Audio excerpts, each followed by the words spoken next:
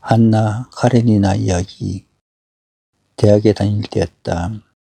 우리들이 존경하고 있던 교수 한 사람이 자기는 일생 동안 책을 읽는 동안에 두 차례 울음을 터뜨린 일이 있는데 그 하나는 한나 카레니나를 읽을 때였다는 말을 한 적이 있었다.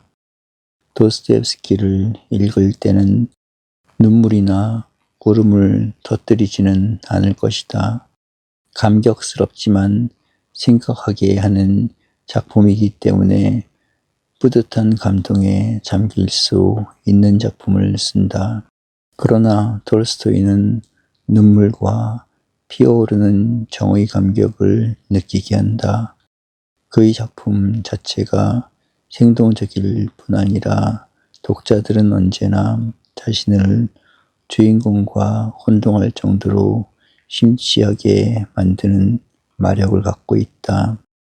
질투심에 찬 주인공의 행동을 읽을 때는 나 자신이 그 사람이 되고 시장기를 느끼는 주인공의 이야기를 읽을 때는 독자도 시장기를 느끼게 만들어줄 지경이다. 필자도 안나 카레니나를 읽으면서 안나가 우론스키와의 미래를 가진 뒤 사랑하는 아들을 찾아와 만나는 장면을 읽을 때는 눈시울을 붉혔던 일이 있다. 톨스토이는 그만큼 육감적인 표현을 할 수 있으며 피와 살을 가지고 작품에 잠기도록 해준다. 그 점이 도스토옙스키와 다른 점이다. 지난 여름이었다. 영국의 BBC가 제작한 TV 영화 안나 카레니나가 몇 회에 걸쳐 우리나라 TV에 소개된 일이 있었다. 나는 시간이 자유롭지 못해 처음부터 끝까지 다 보지는 못했다. 아내는 시간을 맞추어 그 영화를 다 본 모양이었다. 어느 날 저녁 때 이런 얘기를 했다. 그 영화에 두 여주인공이 대조적인 위치를 차지하고 있다. 한 여성은 물론 안나이다. 그리고 다른 여성은 키티이다. 그런데 안나는 개성이 더 뚜렷한 여주인공으로 나오나 결국은 자살로 끝난다. 비극의 태양과 같은 존재일지 모른다. 그러나 키티는 안나보다 비중이 적은 주인공으로 나온다. 그러나 키티는 모든 사람과 그녀의 관심이 있는 여러 인물들에게 언제나 안심과 행복을 안겨준다. 안나는 남편의 성격과 율법주의적인 신앙심에 환멸을 느낀다. 위선적인 일면이라고 생각한다. 남편을 이해하거나 남편의 정신과 인격에 동화하려는 생각을 갖지 않는다. 결국은 그녀의 강한 개성과 자존심이 남편을 떠나게 만든다. 안나는 그 채우지 못한 사랑을 우론스키라는 젊은 장교로부터 얻는다. 그러나 우론스키에게서도 불만과 부조화를 발견한다. 진심으로 사랑했던 아들과 불의의 남편인 우론스키의 사랑을 좌지해야 하며 세상의 모든 것들이 자신을 위해 이루어지기를 원한다. 그러나 그 모든 것들이 깨져간다고 스스로 단념을 해버린다. 자신의 뜻과는 어긋나는 것으로 느꼈기 때문이다.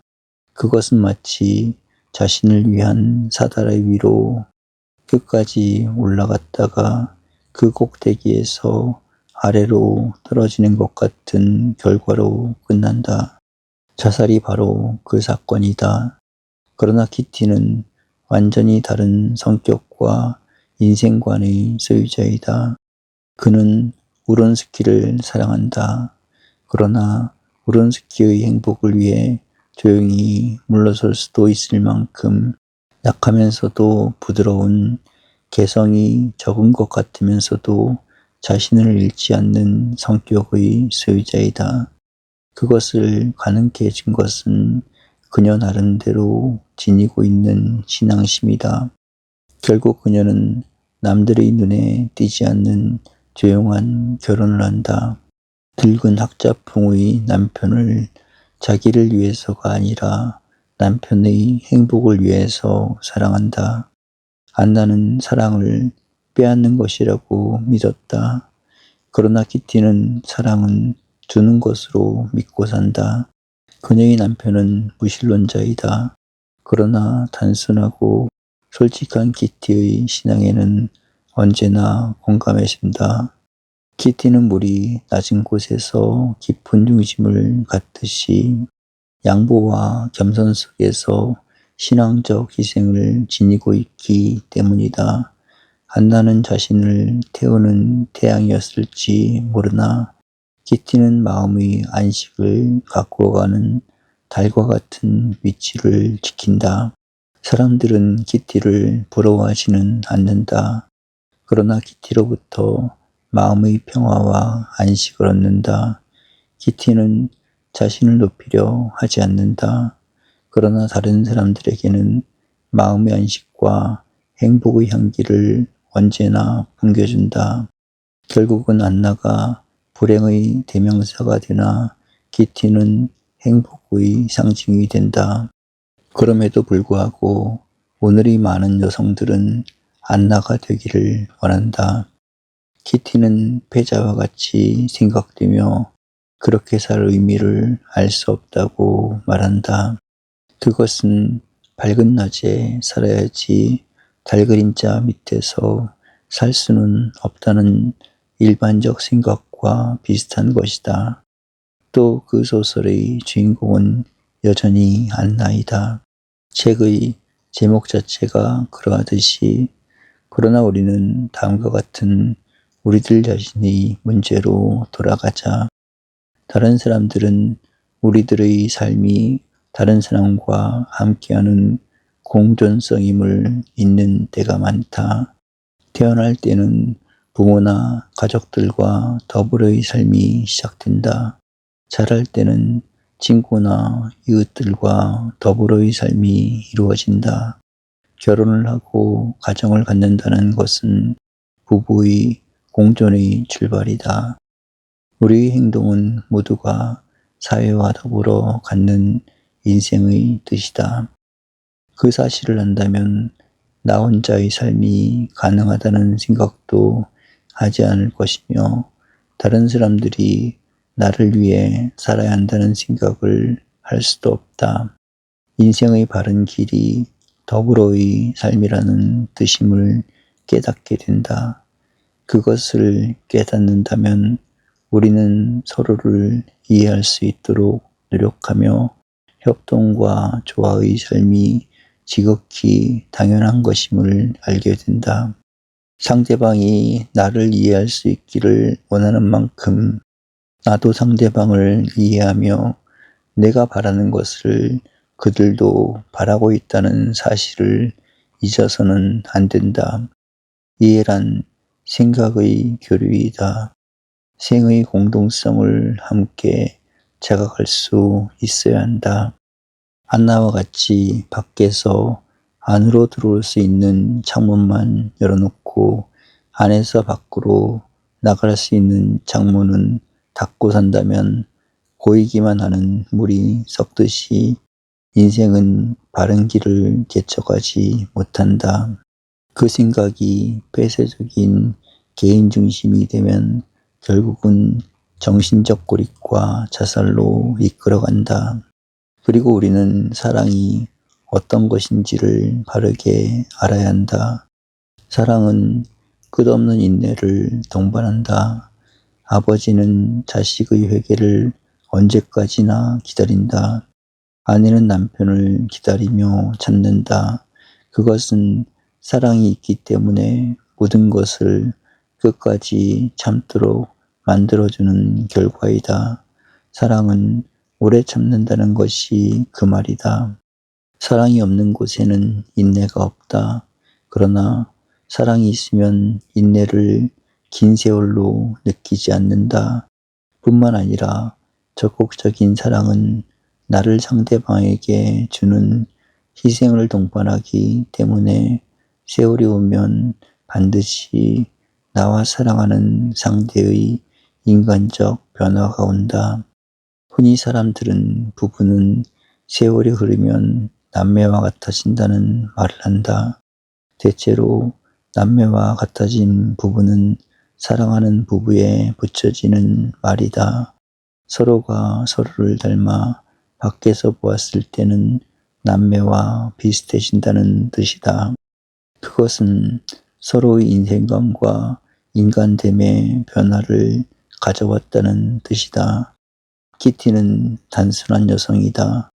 그러나 지성적인 남편이었던 연장의 부군이 무신론에서 벗어날 수 있도록 만든다. 키티의 희생적인 사랑 때문이다. 만일 서로 사이의 인격적 변화를 전혀 발견할 수 없다면 그것은 참다운 희생적 사랑이 없었다는 증거일 것이다. 사랑에는 불가능이 없다는 말을 자주 듣는다. 진정한 사랑은 모든 불가능을 가능으로 바꿀 수 있다. 끝으로 사랑에 입각한 삶의 본질은 생의 확대와 더불어 사회적 결실을 가져오기 마련이다. 부부는 자녀들을 낳아 기름으로 가족의 연장과 확대를 가능케 한다. 마찬가지로 우리의 사랑이 있는 삶은 그 노력과 생활의 대가를 사회 속에서 찾도록 애쓰지 않으면 안 된다. 안나는 끝까지 사회를 가정으로, 가정을 자기중심의 애정으로 끌어들이며 묶어놓으려고 했다. 그것이 결국은 원주를 원심점으로 축소시키다 보면 원주와 더불어 원심점을 말살시키는 결과를 만든 것이다. 키티는 삶의 내용과 뜻을 밖에서 찾았다. 상대방 속에서 자신이 갖고 있는 사랑의 열매를 얻으려 했다. 그 때문에 생의 원과 면적이 넓어지기 시작했고 원심점은 더욱 확고히 자리를 잡는다. 모든 사랑하는 사람들과 가정은 삶의 뜻을 사회와 역사 속으로 확대시켜 나가지 않으면 안 된다. 그것이 사랑이 있는 삶의 본질이다. 우리의 인생은 우리들의 선택에 달려있다. 어떤 삶을 선택하는가에 따라 어떤 인생을 누리는가의 결과를 가져오게 된다.